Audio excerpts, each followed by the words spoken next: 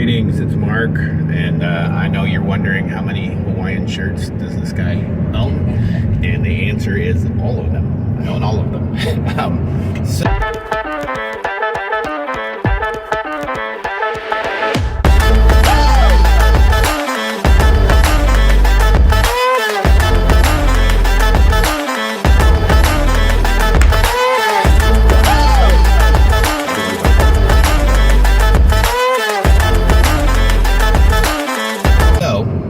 Love bug season in Florida right now. It's right? love bug season, and speaking of love bug season, we want to talk about obnoxious Other annoyances, because love bugs are the highest form of being obnoxious.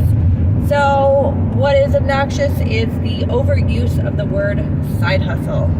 Yeah, or the misappropriation of a side hustle. Now, in my mind, a side hustle is a business that you start that is lucrative or that can become very profitable and maybe even replace your job or be an addition to your existing business. And it's got to be something that it's viable. So I get really annoyed with these articles. I see them in two directions. One is one extreme, where it's a side hustle, but yeah, it's virtually impossible for the average person to implement. Like, oh, I got a YouTube channel side hustle. Yeah, but that probably took you several years and lots of consistent videos and gaining traction and following. That's not a side hustle. I mean, that may become something in time, but that's not anything that you really can implement and expect results from. So that's one extreme. The other extreme, and I'm going to use the example of Dave Ramsey, who gets on my nerves a little bit. Read this article just the other day, and it's Dave Ramsey's side hustles. Well, of course, he's just bastardizing the word for his own benefit, for his own, keyword spamming. But it's literally an article that a kid could have wrote. I mean, this stuff was so nonsensical to read that it triggered me. I'll be honest with you, it just straight up triggered me. It was like washing windows and mowing lawns, and so those aren't side hustles, those are jobs. I mean, they're not a high markup thing that you would, a sustainable business that you would do. Those are just little gigs that you go out and do. I mean, yeah, it's a side hustle for a teenager or a kid, but that's not a grown adult side hustle. So when we teach side hustles, we are teaching you things that are proven concepts that are easily implementable. They're highly profitable to get yourself involved in, and that's what our book was about. Was these things that you can add, and we title it that you can add it to your notary business, but you can add notary business to your existing business.